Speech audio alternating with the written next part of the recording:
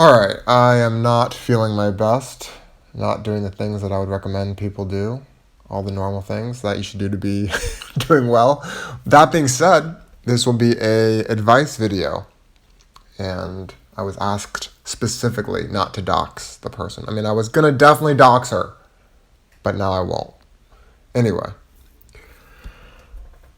we'll call her Sandra. Sandra says, I think my low self-esteem is the biggest issue for me. Not even low self-esteem, but neurotic behavior. It's always in the room with me. Making comparisons, having breakdowns, being avoidant because I think I'm awful. Not necessarily seeking out a balanced, mutually beneficial relationship, but being prone to attachment and obsession because I want to fill a void within me with someone else's attention and affection and constant reassurance. I'm critical of myself to an obsessive extent, and it's repelling. And I have brain fog and general fatigue, which could be a medical thing. And I just lay around most days when I don't have work. Who wants that? Also, I'm a fat bitch. I want someone who is intelligent and handsome, but I'm not intelligent or beautiful, so I need to lower standards. All right. Let's see. Low self-esteem. How do we deal with low self-esteem? There's lots of different thoughts on this, right? The first one is the obvious, right? If there are things that you hate about yourself that through whatever introspection and thoughtfulness you decided they really are things you don't like and they're possible to change, then you do the things to change those. If they're not possible to change, then maybe it's worth further examining why it is you want those things to be different. But most of the things you can change, right? Things about weight, things about even intelligence, right? This thing about intelligence. Most people aren't rocket scientists. And we don't really need intelligence in all the millions of areas of life that you could possibly have intelligence in. So really, you probably, if you feel like you're lacking in intelligence, it's really that you're lacking in intelligence in one or two specific areas, whether you want to call it facts, knowledge, wisdom, experience, whatever it is that we want to, right? I don't want to get in a whole debate on what's the definition of intelligence. But if you want to grow in a certain area, then read a book about that area that you want to know more about, right? I mean, in the end, most of the advice that I'll give that I often, or maybe almost always, don't follow myself, it's because a lot of things, you kind of have two options in life with things that are going wrong. You put in a lot of effort to work on those things, and most of us don't like to put in the effort for all the obvious reasons, right? Or you have some shift in perspective, which might also take effort that we don't want to put in. But I think we hold out hope that in like a video like this, and of course I don't have any piano music playing to inspire you, and this isn't thought out enough and articulated well enough to really move you to tears the way that we like in our motivational, inspirational advice videos. But we like those videos because it doesn't really require much of us. We can just sit back and listen. And I say that not as I know that almost implies maybe I'm saying, oh, it's a negative thing. No, not necessarily. Not necessarily. But the question is, can you come into contact with those videos? Or just art? Those videos that have music and they're articulated well and they're poetic, right? It's really, is it advice? You could see it as advice or wisdom, but it's art. You could get the same feeling, the same message from a painting, a book, a poem, a photograph, a sculpture, a song. It's something that moves you and resonates with you in a way that allows you to feel less negatively about the world and your own place in it, right? Whether that's through just remembering that beauty exists, whether that's through it shifting your values or reminding you of what your values are, right? What do I really care about? Maybe I'm feeling negatively about myself. Maybe I'm feeling negatively about the world because I forgot about what really matters to me. That I'm not really focusing on the things that actually move me and inspire me. The things that I actually like about life, right? Whatever that is. And of course, when we're feeling depressed, it's easy to forget about those things, but we still have those things. There's still that thing that we can remember that really meant something to us 10 years ago. That really still means something to us today, even if it's shifted a bit, right? We loved music 10 years ago, but we like a little bit of different music now, whatever.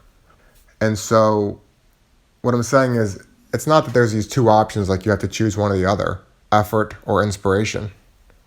You can obviously choose both, and that would be ideal. But you do have to choose at least one of the two.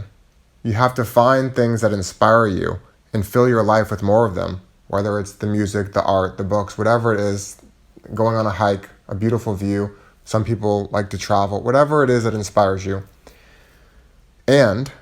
Or you're going to have to put in the effort. You put in the effort by reading about the things you want to know more about, things you want to get better at, doing those things. And then, of course, there's always calculated risk-taking, right? Depending on what you want. And maybe, like I said, maybe you'll re-examine through being inspired by art or whatever inspires you. It might change, reframe your values, remind you of what you really value even. And you might decide you don't need whatever that thing is. The Brad Pitt boyfriend, this car you've been thinking about, this new iPhone, whatever it may be. You may decide that actually isn't really what you need so much after all. Or you can learn you can take the risks necessary to possibly get that thing. But, of course, it's called a risk for a reason, right? The implication is the downside of risk-taking, right? All the cliches, great risk, great reward. So anyway, making comparisons, being avoidant, attachment, obsession, all these things, once again, like if you know when you're saying these things, okay, what does this bring up? What are these pop psychology will say terms? Anxious attachment, right? And really, you could pick up a book on that. Let me read a book on anxious attachment. Let me look up reviews and whatever, and really get a book that focuses in on what you're struggling with. But a short version of that, of what I've said, is you have to love things about life that go beyond someone else telling you that you're good enough, right? You have to feel like you're good enough through the appreciation of other things in life outside of yourself.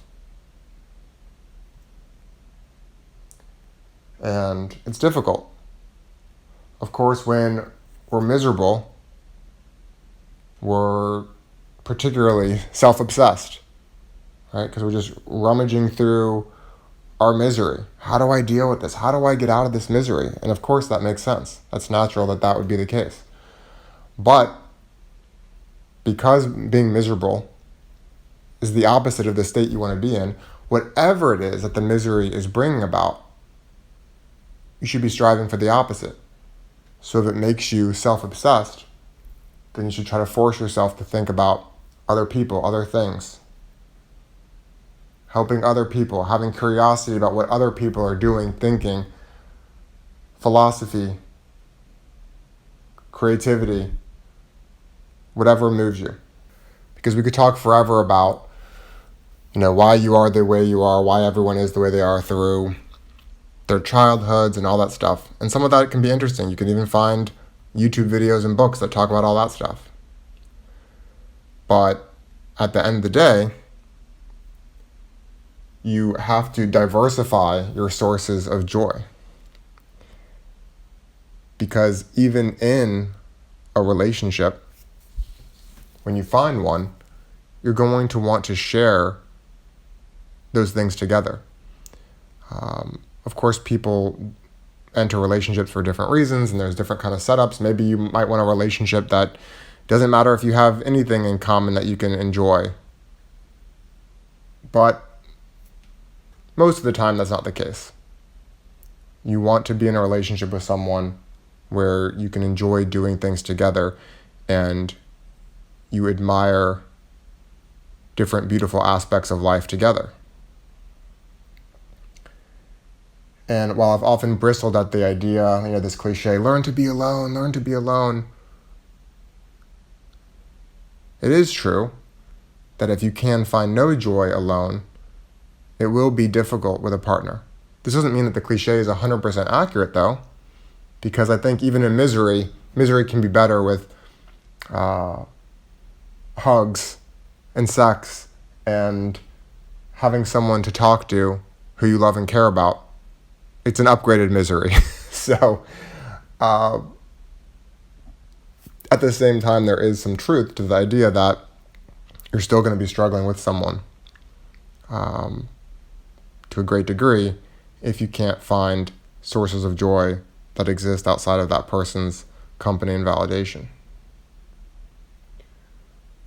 So reconnect with the things that you love. That's my big advice there. And as far as the last part, wanting someone who's intelligent, handsome, saying you need to lower your standards. These are all things that everyone's heard me talk about a million times. And some of it's obvious. We all know that as we increase our value to society, however society generally values people, it's going to increase our options. And this isn't something like encouraging shallowness. It's saying, well, hey, if I'm shallow, right? Maybe shallow is not the right word because there's that negative connotation. But if I want someone who has a six-pack, maybe I can find someone without getting one myself. But the odds are a lot lower than if I have that. And that goes for everything. If you want someone with a really sweet disposition, it doesn't mean that you necessarily have to have that exact same disposition, but it helps that you have a lot of warmth and kindness to offer if that's what you're seeking in a partner. So, there's no easy fix. You can put in effort into things that are going to push your life forward. You can make sure that you do that in a way that's not overwhelming by not feeling like you have to fix everything at once. You can do it slowly. Or you can find inspiration. And of course, you're going to get the best results if you find a way to do both.